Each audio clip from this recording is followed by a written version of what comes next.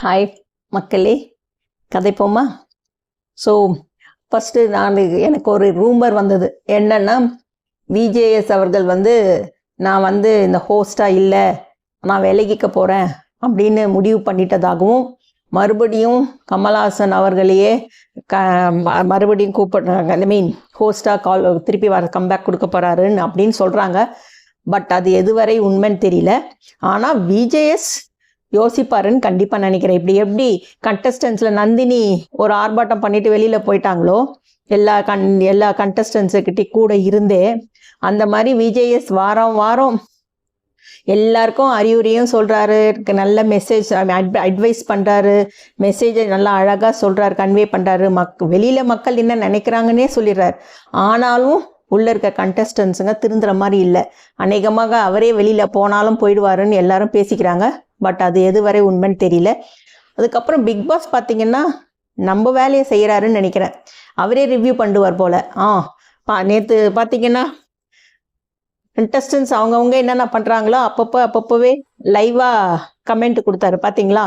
So இவங்க யாராவது வியானா நல்லா பண்ணாங்க அப்படின்னு சொல்லிட்டு அவருக்கு அப்ரிசியேஷனு. அதுக்கப்புறம் விக்கல்ஸ் சேஃப் கேம் ஆனார், அதனால் அது அப்பப்போ தென் அவர் நம்ம சொல்ல வேண்டியதை அவரே அங்கேயே சொல்லிடுறாருன்னு நினைக்கிறேன்.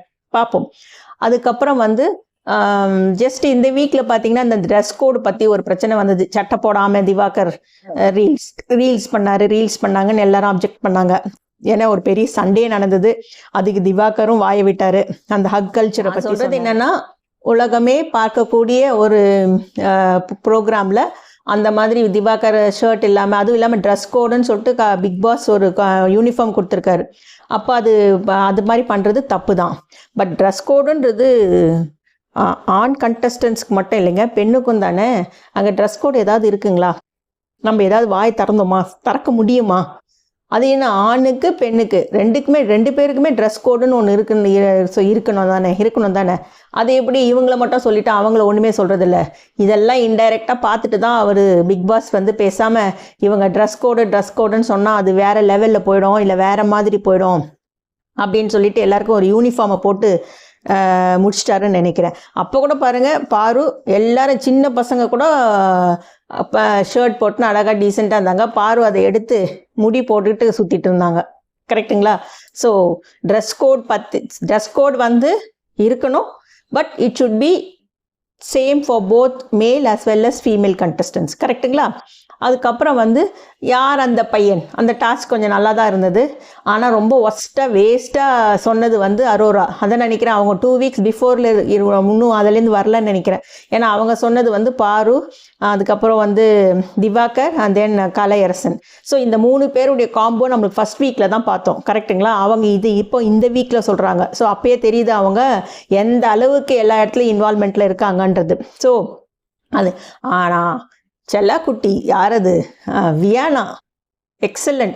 ஸோ எனக்கு தெரிஞ்சு டாப் 3லேயே அவங்க வந்துடுவாங்கன்னு நினைக்கிறேன். ஸோ சைலண்ட்டாக இருந்தாலும் கொஞ்சம் க்யூட் எக்ஸ்ப்ரெஷன் கொடுத்துட்டு இருந்தாலும் சூப்பராக ஜட்ஜ் பண்ணுறாங்க, சூப்பராக அப்சர்வ் பண்ணுறாங்கன்னு நினைக்கிறேன். ஏன்னா அவங்க சொன்ன அந்த யார் அந்த 3 பேர் அவங்க மாற்றி பின்னாடி இருந்துகிட்ருக்காங்க அப்படின்னும் போது, அந்த டாஸ்கில் சொல்லும் போது அழகாக அவங்க அந்த அன்பு கும்பல் ஃபார்ம் ஆகிடுச்சு பாருங்கள். இப்போது அதான் 2.0ன்றாங்கல்ல, இப்போ அந்த மாதிரி.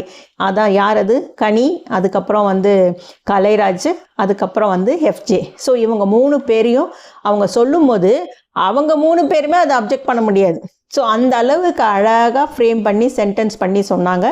அதே மாதிரி வினோத் யாருடைய நிழலில் இருக்காருன்னா இவர் திவாகர். ஸோ அவங்க ஸ்டார்டிங்லேருந்து வினோத் திவாகரை சீண்டிகிட்டே இருக்காருல்ல. அதனால் இங்கே விஜேஎஸ் கூட சொன்னார், இங்கே யாரும் பாப்புலர் ஆனவங்க கிடையாது, எல்லாருமே பாப்புலர் தான் அப்படி இப்படின்னு சொன்னாங்க.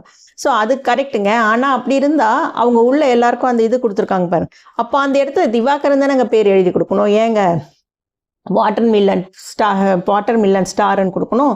அப்போ அவர் ஃபேமஸான ஆளு தான் சொல்லிட்டு அவருக்கே நீங்கள் வாட்டர்மில்லன் அப்படின்னு சொல்லிட்டு நீங்கள் உங்கள் திறமை என்ன இருக்கோ அதை உள்ளே செய்யுங்க அப்படின்னு சொன்னால் அவர் ரீல்ஸாக போட்டுருக்காரு. ஏன்னா அவர் அப்படி தான் ஃபேமஸ் ஆனார். ரைட்டுங்களா?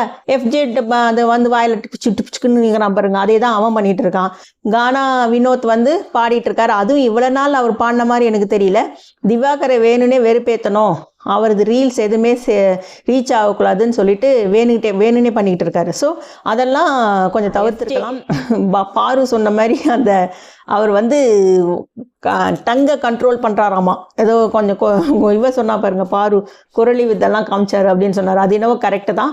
பட் அவர் பண்ணது அந்த விஜய் படத்தில் தலைவான்னு நினைக்கிறேன், இவர் சந்தானம் சொல்லுவார் பாருங்க, அவன் டான்ஸ் ஆடுறேன்னு சொல்லிட்டு தலையினா தொங்குவான் பாரு. ஐயோ எங்கடா ரத்த என்னது வெட்டி போட்ட கோழி மாதிரி தலை மட்டும் தலை இல்லாமல் தொங்கிட்டு இருக்கான்னு இன்னும் ஒரு கமெண்ட் கொடுப்பாரு பாருங்க. எனக்கு அதுதான் நினைப்பு வந்தது.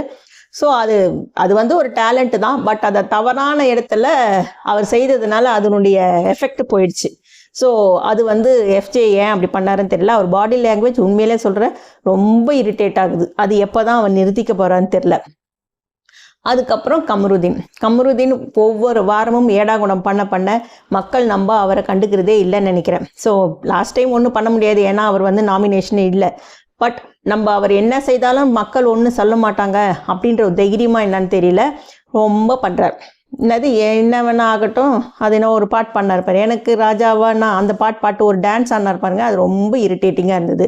அவர் வெளியில் போனாலும் சந்தோஷம் தானே. அப்போ நம்ம விஜேஎஸ் பேசாமல் அவருக்கு ரெட் கார்டு கொடுத்து கூட வெளியில் அனுப்பலாம். இவங்க ஆதிரை சொல்லும் போது அவர் கோவம் வந்தது, நான் என்ன எல்லா பொண்ணுங்கிட்டே அப்படி சொல்கிறேன்னா நீ சொன்னியா இப்படி சொன்னியான்றாரு. கடைசியில் பாருங்க, பாருக்கிட்ட ஒரு வாரமாக பேசியிருந்தது என்ன பண்ணார், கடைசியில் இப்போ ப்ரொப்போஸ் பண்ணாருங்க. அது நம்மளே பார்த்தோம், கரெக்டுங்களா? அதே மாதிரி அவ கொஞ்சம் அவாய்ட் பண்ணவே திருப்பி பேசாமல் விட்டுட்டார். ஸோ அப்போ ஆதிரை சொன்னது தப்பு இல்லைல்ல. ஸோ அதனால் அவர் கொஞ்சம் மாற்றணும். நம்மளும் விஜேஎஸும் சரி மக்களும் சரி நம்ம அவருக்கு சொல்லிட்டு தான் இருக்கோம். ஆனால் அவர் செய்கிற மாதிரி இல்லை. அதுக்கப்புறம் வந்து ஆல்மோஸ்ட் இந்த பிக் பாஸ் சீசன் 9 வந்து எப்படி இருக்குன்னா, ஸ்கூலில் இந்த சின்ன பசங்க குட்டி பசங்கள்லாம் பண்ணும் பார்த்தீங்களா, மாற்றி எனக்கு தெரிஞ்சு ஸ்கூலில் கூட அப்படி பசங்க அது பண்ணாதுங்கன்னு நினைக்கிறேன். கரெக்டு, ஸ்டார்டிங்கில் இருக்கும், அதுக்கப்புறம் அவங்க நார்மல் ஆகிடுவாங்க. இது என்னவோ ரேகிங்லேயும் சேர்த்திக்கல, ஒரு மாதிரி ட்ரிகர் பண்ணிக்கிட்டு ஒவ்வொருத்தரையும் மாற்றி வம்பு இழுத்துக்கிட்டு எல்லாரையும் நீ மட்டும் எப்படி நல்லவனாகவே இருந்துருவ வாடா உள்ள அப்படின்னு சொல்லிட்டு அவங்கள வேணும்னே வம்புக்கு இழுக்கிற மாதிரி ஃபுல்லாக இந்த ப்ரோக்ராம் ஃபுல்லாக இப்படியே தான் போகுது. அதே மாதிரி விக்கல்ஸ் வந்து நான் ஸ்டார்டிங்லேயே சொன்னேன், அவர் கொஞ்சம் சேஃப் கேம் ஆடுற மாதிரி இருக்குன்னு. அதை நேற்று கன்ஃபார்மாக பிக் பாஸே சொல்லிட்டாரு. ஸோ அவர் ஏன் அப்படி சேஃப் கேம் ஆடுறாருன்னு எனக்கு தெரியல. அவர் ஓட்டிங்க்கு வந்தால் கூட என்னை பொறுத்தவரை அவருக்கு மக்கள் சப்போர்ட் இருக்குன்னு தான் நினைக்கிறேன். அது ஏனோ அவர் பயப்படுறாரு, அது ஏன்னு தெரியல. பட் அவர் தைரியமாக ஆடினாதான், இல்லைன்னா அது கூட ஒரு காரணமாக இருக்கும் மக்கள் அவளை பிடிக்காம போகிறதுக்கு. ஸோ அதை பார்க்கணும். அதுக்கப்புறம் பாரு, அப்பா கண்டென்ட் தான் சொன்னேனுங்களே, நான் எல்லா ப்ரோமோலையும் அவங்க வராமல் இருக்கிறது இல்லைன்னு. நேற்று பாருங்கள், எல்லாம் அந்த யார்டா அந்த பையன் எந்த டாஸ்க் வச்சாலும் எல்லாரும் டார்கெட் பண்ணுறது இல்லை, எல்லாரும் பேர் சொல்கிறது பாரு தான். எல்லாரும் அவங்க சொல்கிறதுக்கு முன்னாடி நம்மளே கெஸ் பண்ணிடுறோம். எஃப்ஜே வந்து பாரு நீ கொழாடி சண்டை யாருன்னு சொல்லும் போது எஃப்ஜேவே சொல்லிட்டாரு, நானே சொல்கிறதுக்கு முன்னாடி நீயே எழுந்துருன்ட்டாரு. அதுக்கேற்ற மாதிரி அதுக்கு அடுத்தது சொன்ன அவர் ரம்யாவும் கரெக்டாக இருந்தது. ஸோ என்னை பொறுத்தவரை அதை அவர் கரெக்டாக ஜட்ஜ் பண்ணார். அதுக்கப்புறம் வீக்கெண்ட் டபுள் எவிக்ஷன் சொல்லிட்டு அரோராவையும் கலையரசனையும் அனுப்பலாம். பட் என்னை பொறுத்தவரை துஷார் ட்ரிபிள் எவிக்ஷன் சொல்லிட்டு துஷாரையும் வெளியில் ஆரம்பிச்சிடுங்க. ஒன்றுமே செய்யறது இல்லைங்க, வேஸ்ட்டு. அவர் அந்த ஸ்க்ரீனில் இருக்கிறாரு, ஒரு இன்சிடெண்ட்டுக்கு காமிக்கிறாங்கன்னா அந்த சீனில் இருக்கார்.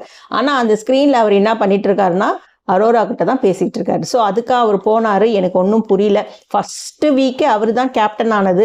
அப்பேற்பட்டவர் எப்படி இருந்தவர் இப்படி ஆக்கிட்டாங்க பாருங்கள். ஸோ அதனால் எனக்கு தெரிஞ்சு ட்ரிபிள் எவிக்ஷன் கொடுத்து இவங்க 3 பேருமே வெளியில் அனுப்பினாலும் அனுப்பலாம். As well wild card entry இந்த வீக்கெண்டு கண்டிப்பாக வருவாங்க. ஸோ அவங்க உள்ளே வந்து என்ன நடக்குது, இப்போ உள்ளே வந்தோடனே பாருங்கள், இப்போ இவங்க 2 டீமாக பிரிஞ்சிருவாங்க. எப்படின்னா ஓல்டு கண்டஸ்டன்ஸ் ஃப்ரம் த டே 1 ஒரு டீமாக போயிடும். வைல்ட் கார்டில் என்ட்ரி ஆனாங்க பாரு, அவங்கெல்லாம் ஒரு டீமாக போய் அந்த மாதிரி ஒரு இப்போ இவங்கெல்லாம் ஒத்துமையாயிடுவாங்க. நீங்கள் வேணால் பாருங்கள். ஸோ என்னுடைய ஒப்பீனியனை நான் சொல்லியிருக்கேன். உங்களுடைய கருத்து என்ன, இல்லை யார் எவிக்ட் ஆவாங்க அப்படின்றத கமெண்ட் பண்ணுங்கள். மறக்காமல் லைக் பண்ணுங்கள், ஷேர் பண்ணுங்கள், சப்ஸ்கிரைப் பண்ணுங்கள்.